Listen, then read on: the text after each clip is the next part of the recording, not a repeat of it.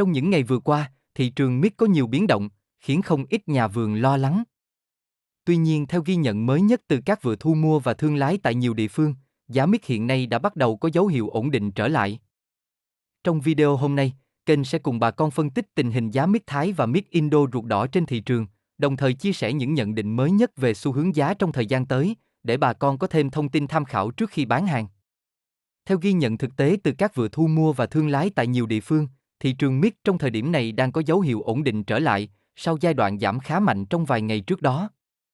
Đây được xem là tín hiệu tích cực đối với bà con trồng mít trong thời điểm hiện nay. Một thông tin đáng chú ý là một số phòng kiểm tra dư lượng thuốc bảo vệ thực vật phục vụ xuất khẩu đã hoạt động trở lại, sau thời gian tạm ngưng do trục trặc kỹ thuật. Khi các khâu kiểm tra được nối lại, quá trình lấy mẫu và thông quan hàng nông sản tại cửa khẩu đã bắt đầu thông suốt hơn, từ đó giúp hoạt động thu mua trong nước dần sôi động trở lại. Trong 2 đến 3 ngày trước, nhiều kho và vựa thu mua đã tạm ngưng hoặc giảm lượng hàng nhập. Tuy nhiên đến ngày hôm qua và hôm nay, khá nhiều vựa đã mở cửa hoạt động trở lại và thông báo thu mua với số lượng nhiều hơn. Đây là tín hiệu cho thấy thị trường đang dần hồi phục. Bên cạnh đó, một số khu vực cũng đã ghi nhận giá mít tăng nhẹ cục bộ, đặc biệt là đối với mít Indo lá bầu, khi một số kho cần hàng gấp đã tăng giá khoảng 1.000 đồng mỗi ký vào thời điểm cuối ngày. Một điểm bà con cần lưu ý là giá mít hiện nay chủ yếu được thương lái thu mua trực tiếp tại vườn, và mức giá thường phụ thuộc vào chất lượng trái, kích cỡ, độ đồng đều của từng lô hàng. Những vườn có tỷ lệ trái đẹp cao, da xanh, gai nở đều, múi dày và đạt chuẩn xuất khẩu thường được trả giá tốt hơn. Thông thường, mít sẽ được phân loại thành nhiều nhóm như hàng nhất, hàng nhì, hàng rất lớn, rất nhỏ và hàng bi, và mỗi loại sẽ có mức giá khác nhau. Vì vậy, việc chăm sóc vườn tốt để tăng tỷ lệ trái loại một là yếu tố rất quan trọng, giúp bà con nâng cao thu nhập. Nếu so sánh giữa các vùng, có thể thấy khu vực Tiền Giang vẫn là nơi có giá mít cao hơn so với nhiều tỉnh khác trong khu vực miền Tây. Nguyên nhân là do tại đây tập trung khá nhiều vựa thu mua lớn phục vụ xuất khẩu, đồng thời nhiều vườn mít đã được đầu tư chăm sóc bài bản nên chất lượng trái ổn định hơn. Trong khi đó, tại khu vực miền Đông và Tây Nguyên, giá mít hiện nay vẫn thấp hơn một phần do số lượng kho thu mua ít hơn và hoạt động xuất khẩu chưa hoàn toàn phục hồi. Tuy nhiên, khi thị trường xuất khẩu sôi động trở lại thì khoảng cách giá giữa các vùng có thể sẽ được thu hẹp.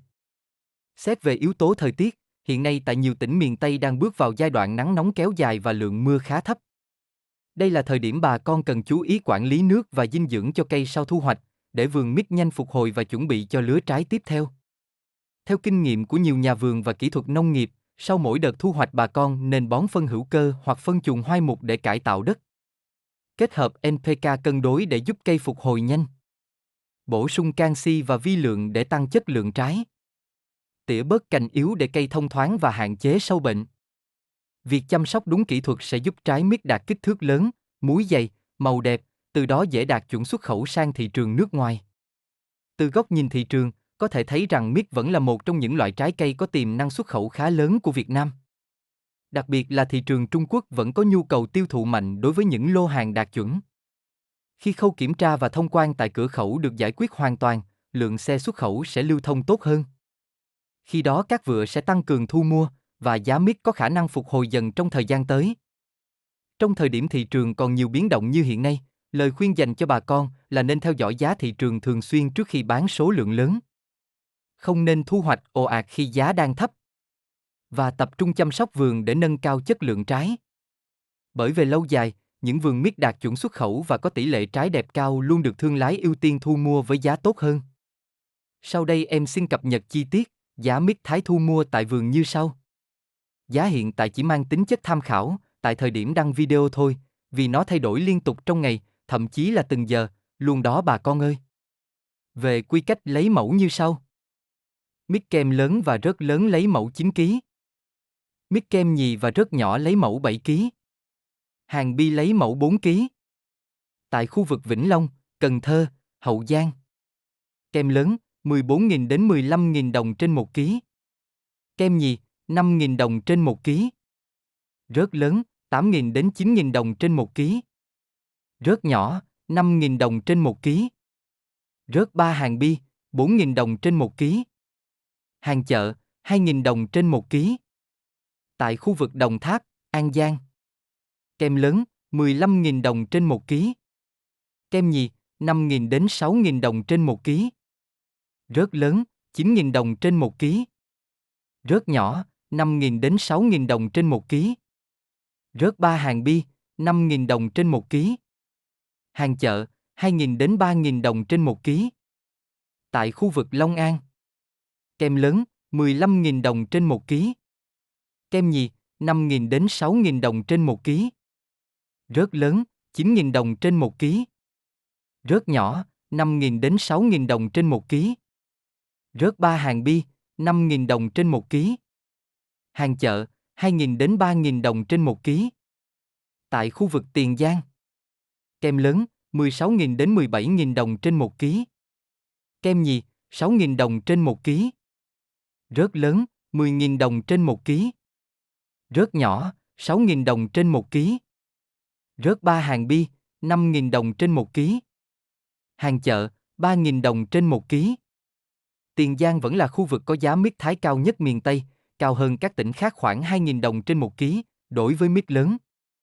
Giá mít Thái hàng xô miền Tây dao động khoảng 10.000 đến 13.000 đồng trên 1 ký, tùy theo tỷ lệ trái đẹp của từng vườn.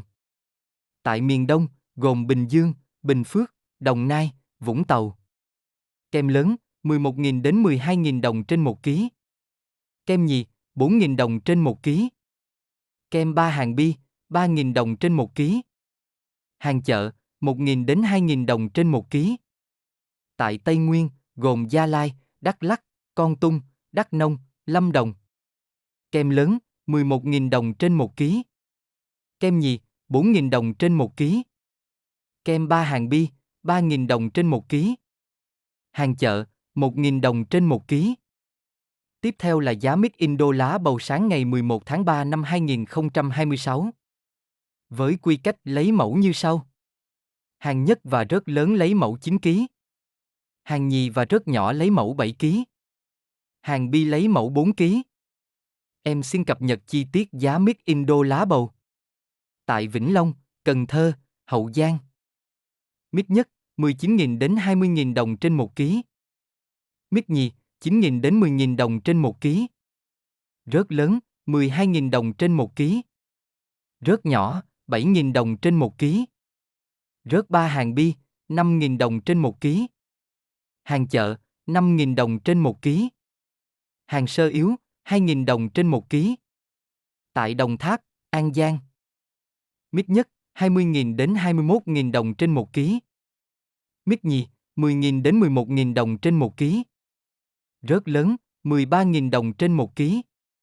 Rớt nhỏ, 7.000 đồng trên 1 kg. Rớt 3 hàng bi, 6.000 đồng trên 1 kg. Hàng chợ, 6.000 đồng trên 1 kg. Hàng sơ yếu, 2.000 đồng trên 1 kg. Tại Long An. Mít nhất, 20.000 đến 21.000 đồng trên 1 kg. Mít nhì, 10.000 đồng trên 1 kg. Rớt lớn, 13.000 đồng trên 1 kg. Rớt nhỏ, 7.000 đồng trên 1 kg. Rớt 3 hàng bi, 6.000 đồng trên 1 kg. Hàng chợ, 6.000 đồng trên 1 kg. Hàng sơ yếu, 2.000 đồng trên 1 kg. Tại Tiền Giang. Mít nhất, 21.000 đến 22.000 đồng trên 1 kg. Mít nhì, 11.000 đến 12.000 đồng trên 1 kg. Rớt lớn, 14.000 đồng trên 1 kg. Rớt nhỏ, 8.000 đồng trên 1 kg. Rớt 3 hàng bi, 6.000 đồng trên 1 kg. Hàng chợ, 6.000 đồng trên 1 kg. Hàng sơ yếu, 2.000 đồng trên 1 kg. Giá mít Indo lá bầu hàng xô miền Tây dao động khoảng 12.000 đến 15.000 đồng trên 1 kg, tùy theo tỷ lệ đẹp xấu của từng vườn. Tại miền Đông, gồm Bình Dương, Bình Phước, Đồng Nai, Vũng Tàu. Mít nhất, 17.000 đến 18.000 đồng trên 1 kg. Mít nhì, 7.000 đến 8.000 đồng trên 1 kg. Rớt lớn, 10.000 đồng trên 1 kg. Rớt nhỏ, 5.000 đồng trên 1 kg. Tại Tây Nguyên, gồm Gia Lai, Đắk Lắk, Kon Tum, Đắk Nông, Lâm Đồng.